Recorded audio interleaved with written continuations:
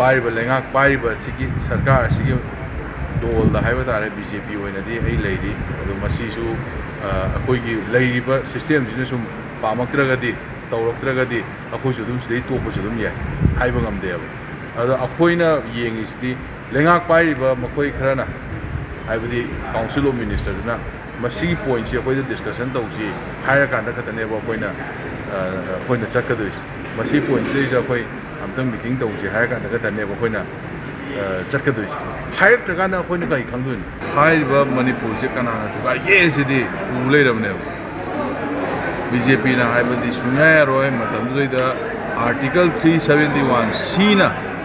मणिपुर की वैली अमसुंग चिंग से मतमदुर थुगाइरबने अदु कनाई खुदोलने हाइदोनो कनाना थारंबा चारने हाइदोनो जे अदुना बसले आइना सोल्यूशन कोइना हाइजो हायगदी आर्टिकल 371 सी से मसी तसेंगना हायकांदा चिंग अमसुंग तम थुगाइबनी पुलप चिंग तम टीएमगे हायगना आर्टिकल 371 सी जिना एब्जॉर्ब तौसनबा वैली पार्ट से नत्रगना आर्टिकल 371 सी जे एबुलिश तौबा अदु नतना अखोइ मणिपुर दा तंगु लेखा सुना लाओइना आई हाइनिंगे मरमदि मदुना मरम ओरकांदा अखोइगा नक्ना जगदबा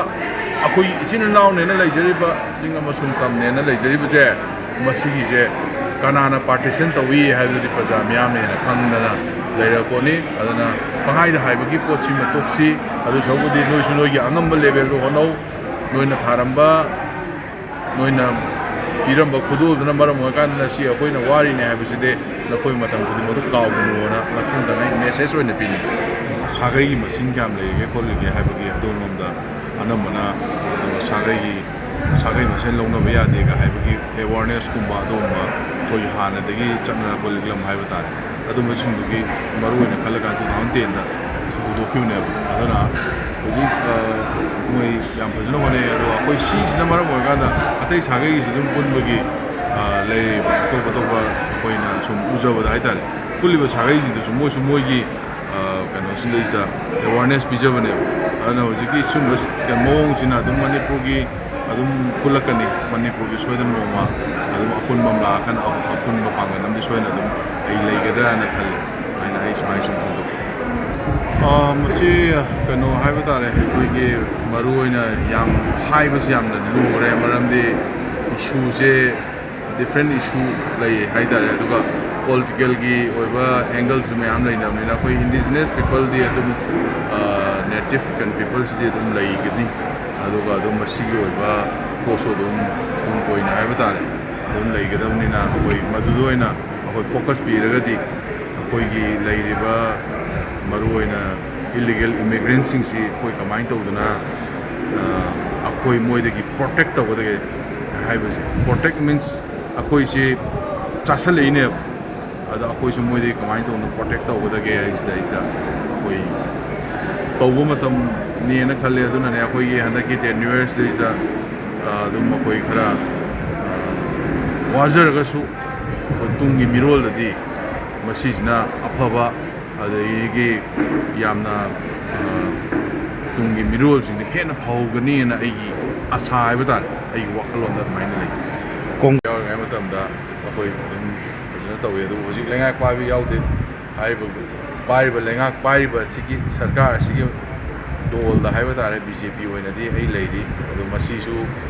अखोइगी लेरिबा सिस्टम सिने सुम पामक्त्रगदी तौरक्त्रगदी अखोइसु दुम सिदे तोपसु दुम याय हाइबा ngamदेब अदु अखोइना येंगिसदी लेंगाक पारिबा मखोइ खरना